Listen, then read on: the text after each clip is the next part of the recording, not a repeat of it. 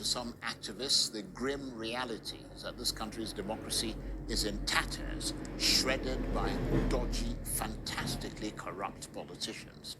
So how can we improve the odds of electing good, responsible leaders?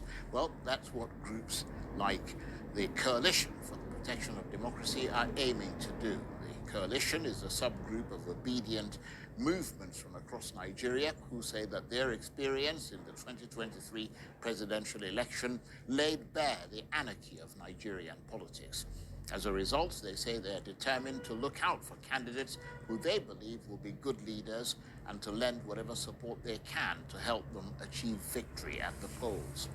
But what difference are they likely to make in a world that's seething with corruption, where big, dirty money seems to always have its way?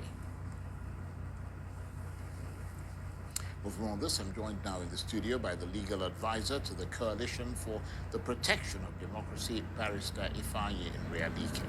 Thank you very much indeed for coming in. Thank you, Mr. Chair. What do you make, first of all, of that violent attack that was unleashed on the SDP's Muritala Ajake, who was just sitting where you were sitting?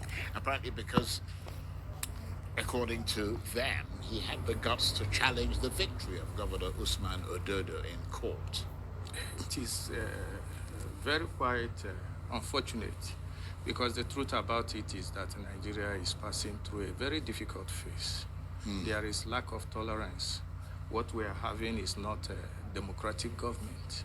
What we are having is civilian dictatorship in all phases. Everybody in any area that you are in control of politically, you try to be anarchic. And that is the unfortunate development.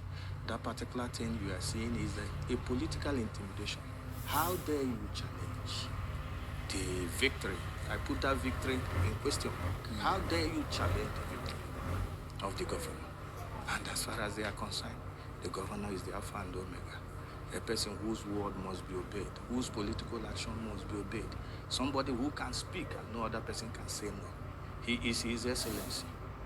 And of course, some of those people, I mean, he mentioned some names, yes, but obviously we don't have any evidence to indict those people. But potentially some of those people in that attacking mob are the kind of people who either are or will become politicians and who could one day get elected. And those are the people your group is trying to prevent from getting into office. Exactly, because what they are doing is that they are learning, they are undergoing political tutelage in violence, political tutelage in lack of tolerance, political tutelage in the way politics cannot be played.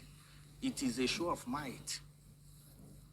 If you are not with us, we'll betide you. That is the time. And it paints a grim picture. That is what we are trying to do. We have looked at it from left, from right, and we say that something must be done. We can't keep quiet. This is not a case of if you can't beat them, you join them. No. We will keep on fighting. So tell us in that regard about COPDEM, which is the Coalition for the Protection of Democracy. I understand it's a sort of political action group. Yes, it is a political action group. You know, COPDEM was formed when we started seeing the way things are going, and when we decided to, and told ourselves, look, we must take our destiny into our hands. And we decided to come together.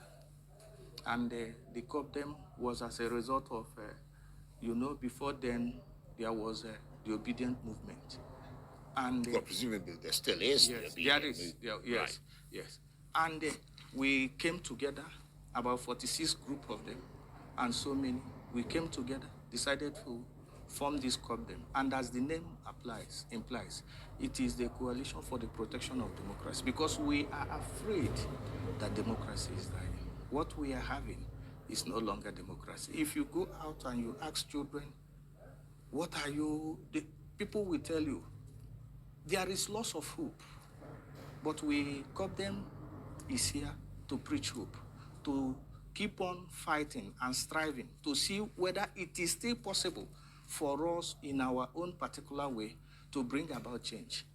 It is that particular aspiration that made us as a group to come together and said, no, enough is enough. Right. And we have to start early. And one of the effective ways of doing it is to make sure of those that ascend political leadership. Yeah, well, that's what I was going to come to. I mean, you're looking for politicians who can be good leaders. So you obviously have a vetting process. Exactly. After which you then decide you're going to support them. Exactly. Have you seen any that meet your standards? Yes. You can see some days ago there was a news item by the Obedience Support Group. And that obedience movement, we endorsed a person who we think that is good enough for the upcoming election in Anambra State. And that person happens to be Valentine Chineto Ozigbo. We have followed him, we have watched him, we have studied others, and at the end of the day, we found out that he may be the answer that we are looking for. It is on that basis that we came out unequivocally to say that this is the man that we will support in next year's gubernatorial election in Anambra State, because we must start somewhere. If we're able to support him and he gets the ticket and he wins the general election, and at the end of the day, he comes in, there must be positive change. And why him in preference to Charles Saluda, who's a very well-known, very well-respected, professor, who was the former governor of the Nigerian Central Bank? I mean, he's got lots of, if you like, pedigree behind him. Leadership is about 3 C's. There is the credibility, there is the competence, and most importantly, there is the compassion. As you are here now, ask yourself a simple question. Before now, apart from his academic prowess, apart from his banking prowess, what about the compassionate side of leadership? Have you ever heard about something concerning that as it relates to Professor Charles Soludo? The answer is simple, no. But when you come to Valentine Ozigbo, we check so many persons. This is a man that is philanthropic. And as we are talking about this man, this is a man that have impacted in over 300,000 lives. He has helped women, widows. And this is a man, apart from that particular thing, he equally has a foundation, Valentine Chineto Ozigbo Foundation, VCO. Through this foundation, he has been helping. And this is a man that is equally involved in sports. Sports is a tool with which you can change the entire system and move people from poverty to well-being. It can change a system because of what he has been doing in sports through his Feet and Tricks Limited, the limited liability company which he registered. He has been recognized worldwide and is currently, as we are speaking, a non-executive director of the board of World Freestyle Football Association. That is awesome for a private individual. When you talk about the philanthropic nature of his work, he has compassionate for the poor, for the less privileged, for the widows, for women. Right. So that's why you've chosen to support him. That compassion is very important. Right. Apart from the credibility, because everything that Professor Charles Soludo has in terms of competence, this is a seasoned banker. He has gone through. He was the president of Transcorp PLC. And as the CEO of Transcorp PLC, he was able to move, for the 7 years that he was there, he was able to move the Transcorp PLC into an international conglomerate. They are involved in energy, they are involved in hospitality management, and so many things. Right. Well, moving away from that, I mean, you were talking about failing, disappointing politicians. Yes. I wonder what you think of the Labour Party. I mean, I'm saying that because you are an obedient. Yes. I wonder what you think of the Labour Party, which seems to fall far short from what we're seeing lately of being the credible party of competence that had the support of the base of the obedient movement, of which you're a part. Yes, you can see in that our press release, press conference, we clearly made it clear. We are not members of Labour Party. Labour Party was just a vehicle.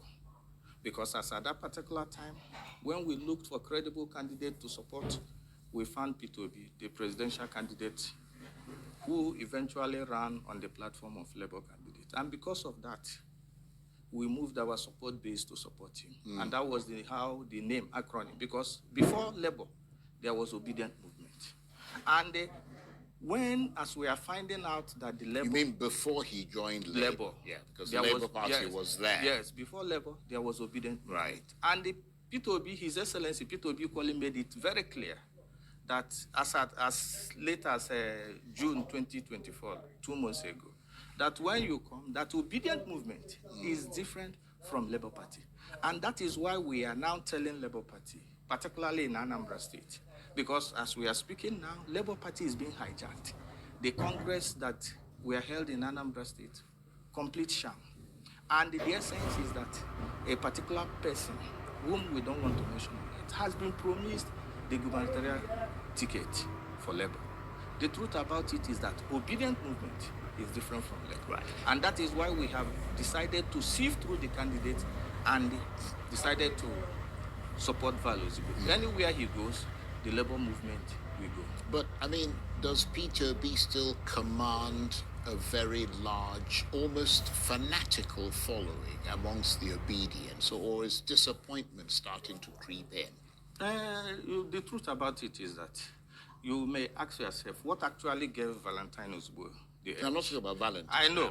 I'm trying to say what actually, because that will answer the question. Right. What actually gave Valentine Osbo the edge? Valentine Osbo was the special advisor to His Excellency during the just concluded election. He was in charge of technology and strategic alliance for the president, and was equally His Excellency, and was equally part of those that helped in raising substantially fund. And we watched the way he ran. He was the early believer. He was one of the early believers in the competence and capacity of His Excellency P2B. So we watched at close range the way he has been able to... Yeah, but again, I'm talking about P2B. I know. I'm asking you a very straightforward question. Yes. We haven't got all the time in the world. Yes. Does he still command a very large, almost fanatical following amongst the obedience, or is disappointment starting to creep in? I mean, I ask that because we've seen some of his lieutenants starting to walk away, such as Kenneth Okonkwo, for example, Isaac Bellamy. Kenneth, of course, felt that Mr. Obi was not acting decisively to resolve a lot of the issues in the Labour Party. Yes. What is your position on The truth about it is that there is the fanatical support base of His Excellency is waning, but the truth is waning because of the issue. You know, it was just like when Jesus came. People were expecting that when he will come, he will just use troops and all the things that are wrong with the world, he will just clear all of them. Incidentally, when they saw even the way they arrested him like a sheep, and he followed them unchallenged. The truth is that they don't know His Excellency P2B. In as much as, even on our own, we have to go beyond what we are seeing.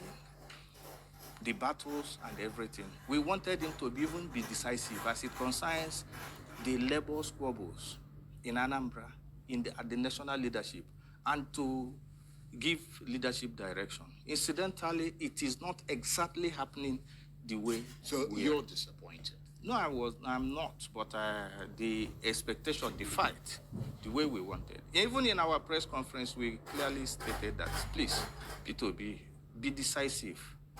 Take the bull by the horn. See to what extent you can handle the issue of Labour Party. It will help at the end of the day. Because so many persons climbed on the back of Labour Party. Seven senatorial Senate seats won, 35 members of the House of Assembly, a governor in Abia State, so many House of Assemblies. And these things cannot just be there hanging on the air. It will need a leadership, a direction. Well, the point is that, I mean, it's quite clear that the soul of the Labour Party seems to be crushed every day. I mean, we're hearing daily reports of factions, counter-factions, troublemaking cliques, dissenting groups, splinter camps. I mean, I'm wondering how much that suggests also that the obedient movement itself, having lost out in the power struggle of 2023, is also, as a movement, racing towards the razor's edge. You know, it is to a very large extent expected. The truth is that if you